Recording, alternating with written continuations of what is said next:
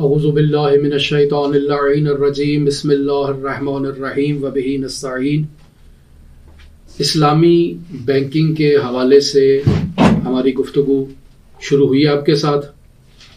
اور آج ہم بینکنگ کی تاریخ کے متعلق گفتگو شروع کرنا چاہتے ہیں۔ بینک ایک ایسا ادارہ ہے جس میں مختلف مالیاتی امور کو انجام دیا جاتا ہے، جن میں کرنسی اور کریڈٹ سے متعلق معاملات سر فہرست ہیں۔ بینک دوسرے بھی بہت سے کام ایسے انجام دیتا ہے جن میں شارٹ ٹرم، مڈ ٹرم اور لانگ ٹرم اکاؤنٹس کھولنا، اور اس میں معاشرے کے اندر جو راکد سرمایہ موجود ہے ان کو ان کیٹیگریز میں جمع کر کے وصول کرنا، اور پھر اقتصادی ورکرز چاہے وہ انفرادی صورت میں ہوں یا اجتماعی صورت میں ہوں انہیں فراہم کرنا تاکہ وہ ان پر کاروبار کریں، اور یہ راکد سرمایہ فعال اور متحرک سرمایہ میں تبدیل ہو جائے۔ اس کے علاوہ رقوم کی ایک اکاؤنٹ سے دوسرے اکاؤنٹ میں منتقلی یا ایک ملک سے دوسرے ملک میں منتقلی، یہ بھی بینک کی ایک اہم سروس ہے جو موجودہ دور میں انجام دی جاتی ہے۔ اس کے علاوہ انفرادی یا اجتماعی افراد کے لیے سیکیورٹی پیپرز کی اشاعت، ان کا اجراء، ان کو کنٹرول اور ان پر نظارت کرنا، یہ بھی بینک کی ذمہ داریوں میں سے ہے۔ اس کے علاوہ انفرادی یا اجتماعی افراد کو قرض کی سہولت فراہم کرنا، دستاویزاتی جو مطالبات ہیں افراد کے یا بینک کے، ان پر نظارت کرنا، ان کی وصولی سے متعلق معاملات پر گہری نظر رکھنا۔ اس کے علاوہ بینک ایک سہولت فراہم کرتا ہے جو ہے قیمتی اشیاء کی حفاظت۔ اس کے علاوہ تجارتی جو حوالہ جات ہیں ان کی اشاعت، ان کا اجراء اور اس سے متعلق معاملات بھی بینک انجام دیتا ہے۔ بینک انفرادی یا اجتماعی افراد کو کریڈٹ کی سہولت فراہم کرتا ہے، زراعت، تجارت اور صنعت کے فروغ کے لیے بھی کریڈٹ کی سہولت فراہم کرتا ہے۔ قیمتی دھاتوں کی خریداری اور کرنسی کی خریداری اور خرید و فروخت، اس سے متعلق بھی معاملات کو انجام دیتا ہے۔ کرنسی کی ویلیو کو کنٹرول کرنا اور ان پر مانیٹری پالیسیوں کا اجرا کرنا، یہ ایک اہم ذمہ داری ہے جو موجودہ دور میں بینک انجام دیتا ہے۔ تو جب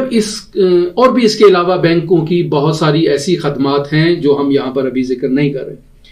تو دیکھیں اس قدر متنوع خدمات ہیں کہ جو بینک اپنے اکاؤنٹ ہولڈرز کو فراہم کرتا ہے، اور ہم نے ان تمام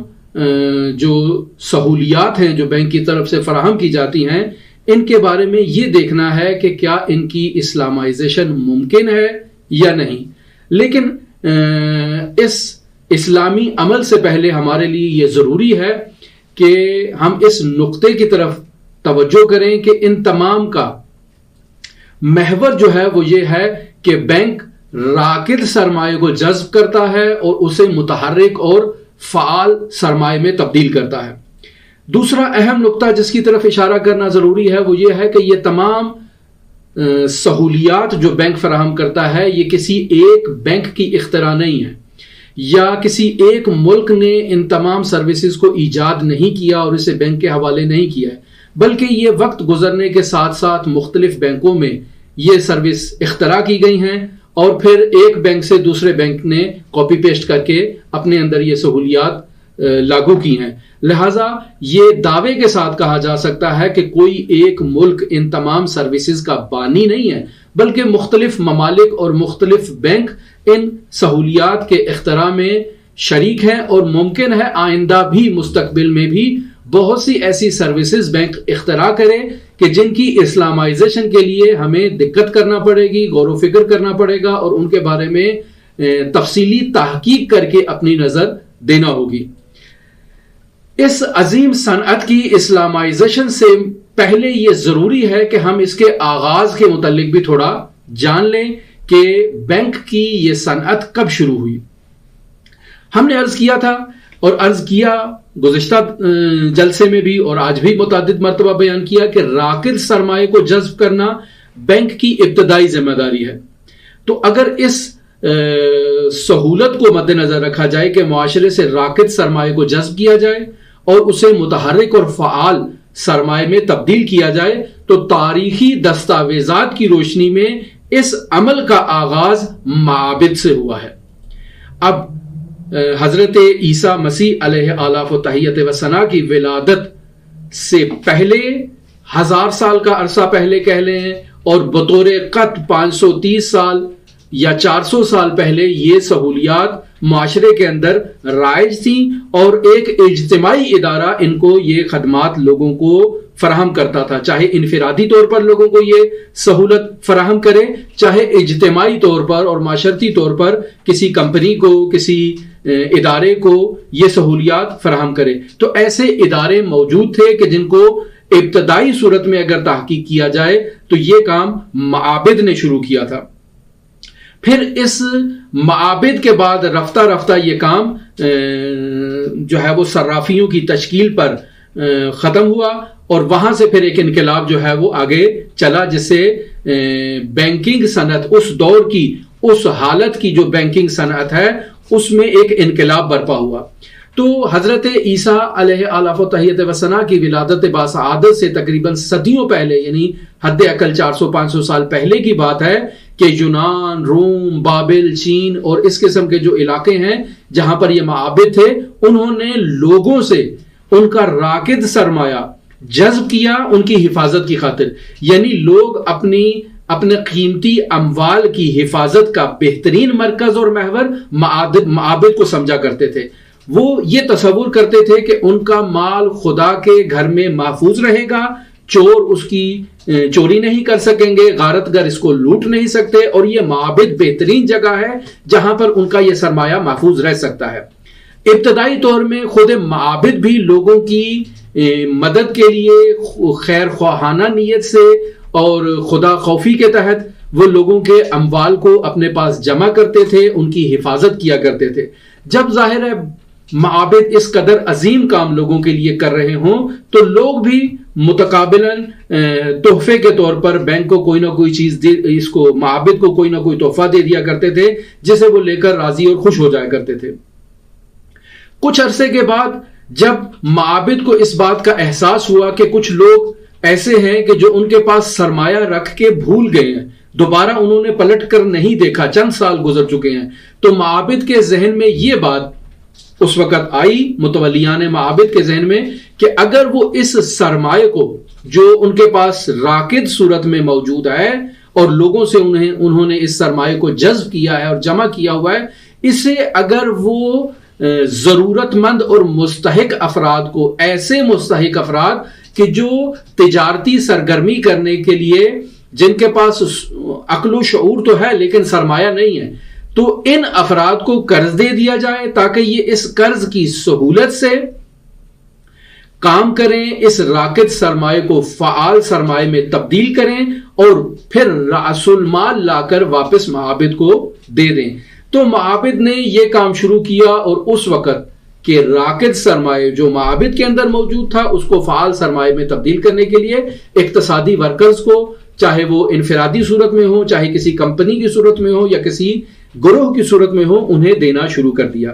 نتیجہ یہ نکلا کہ معابد کا یہ سلسلہ رونق اختیار کر گیا، اور لوگ اس تجارت کے عوض میں، یعنی اس کاروبار کے بدلے میں معابد کو جو ہے وہ سروس چارجز بھی دینے لگ پڑے کہ بھئی آپ نے ہمیں ایک رقم دی ہے اور اس رقم کی بدولت ہم نے تجارت کی ہے، یہ ہمیں پروفٹ ہوا ہے، اس پروفٹ کا ایک حصہ ہم معابد کو بھی دے دیتے ہیں، تاکہ معابد اس پروفٹ کے ذریعے سے مستحق، غریب، نادار اور لاچار افراد کی مدد کریں۔ معابد کے ذہن میں بھی یہ بات آ گئی کہ بہت اچھا ایک یہ کام ہے جس کے ذریعے سے وہ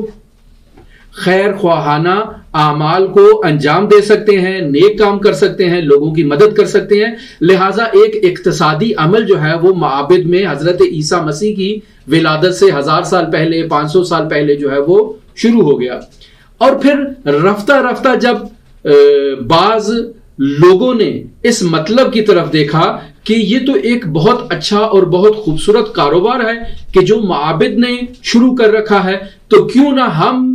لوگوں کو اپنی طرف جذب کریں اور لوگوں کے راکد سرمایہ کو اپنے پاس منتقل کریں. ایک دلیل یہ تھی، اور دوسری اہم دلیل یہ تھی کہ یونان کے اس قدیمی زمانے میں جب کرنسی کی اشاعت کی گئی تھی تو کرنسی اس زمانے میں سونے کے سکوں پر مشتمل ہوتی تھی، اور کرنسی کی وہ ابتدائی شکل کچھ ایسی کیفیت میں تھی کہ وہ سکے جو انہوں نے اس زمانے میں سونے کے مرتب کیے تھے وہ اس اعتبار سے، سائز کے اعتبار سے نہایت چھوٹے ہوا کرتے تھے اور منظم نہیں تھے، مرتب نہیں تھے. یعنی کوئی سکہ ایک سائز کا ہے، کوئی تھوڑا اس سے بڑے سائز کا ہے، کہیں سے ٹوٹا ہوا ہے، یعنی مرتب انداز میں نہیں تھے. اور دوسری اس کی ایک یہ خصوصیت تھی، اس زمانے میں یونان کے جو سکے جاری ہوئے تھے ان کے ایک طرف تصویر لگی ہوتی تھی اور دوسری طرف تصویر نہیں تھی.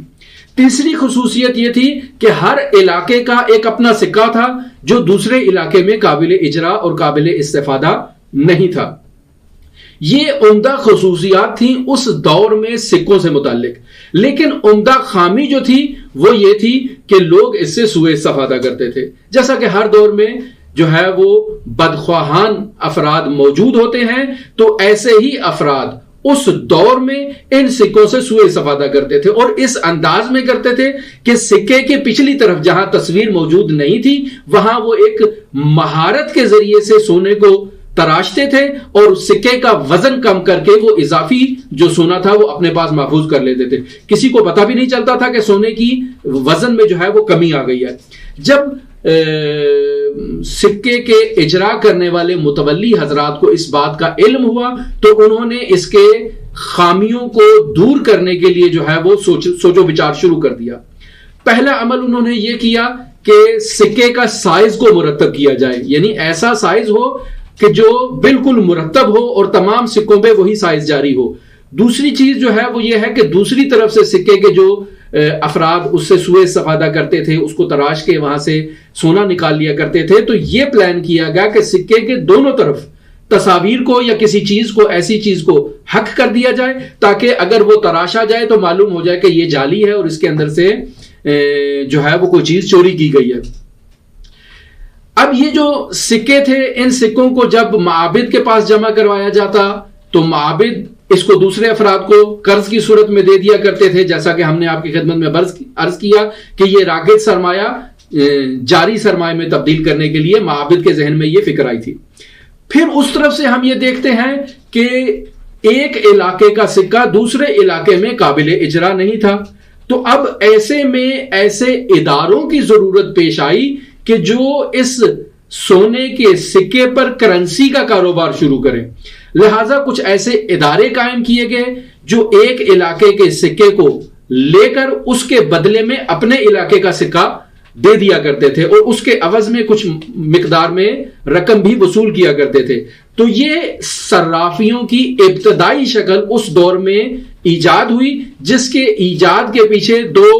عمدہ عوامل درکار تھے. پہلا عامل یہی تھا کہ معابد نے ایک بہترین کاروبار شروع کیا ہوا ہے، ہم اس کاروبار کے ساتھ رقابت کریں اور ایک اپنا کاروبار کریں. یعنی کیا کریں؟ یعنی معاشرے سے راکد سرمایہ کو جذب کریں. جس طرح سے لوگ معابد میں جا کر اپنا سرمایہ امانت کے طور پر یا قرض کے طور پر جمع کرواتے ہیں، اسی طرح ہم بھی لوگوں سے قرض کو وصول کر لیں اور پھر آہستہ آہستہ اس کو دوسروں میں منتقل کر دیں. ایک یہ ہدف تھا. دوسرا ہدف یہ تھا کہ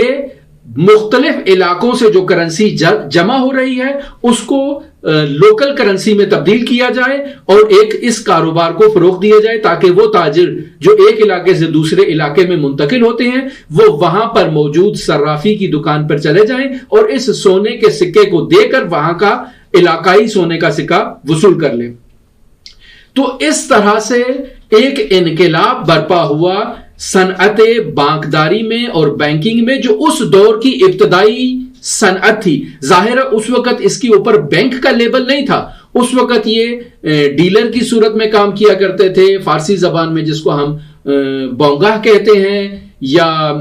اردو زبان میں ہم اس کو ڈیلرز کہتے ہیں اپنے علاقوں میں، کہ جو ایسے ادارے تھے کہ جن کا کام کرنسی کو تبدیل کرنا تھا، ایک کرنسی کو لے کر دوسری کرنسی میں تبدیل کر دینا اور اس سے پروفٹ وصول کرنا، اور اس کے علاوہ لوگوں سے ان کے سرمایہ کو، راکد سرمایہ کو جذب کرنا، بطور قرض اپنے پاس رکھنا، اس پہ اقتصادی سرگرمی انجام دینا اور پھر اس کو آگے واپس اصلی مالک تک منتقل کر دینا۔ تو یہ ایک ایسا انقلاب ہے کہ جس کے بارے میں اگر تحقیق کی جائے تو اس عمل کا آغاز حضرت عیسیٰ کی ولادت سے پہلے ہوا۔ تو اسی بینکنگ کے عنوان سے ہماری گفتگو جاری ہے، ہمارے ساتھ رہیے گا، انشاءاللہ مزید اسی موضوع پر بینکنگ کی تاریخ پر آپ کے ساتھ گفتگو کریں گے۔ اللہم صلی علی محمد وآل محمد وعجل فرجہ۔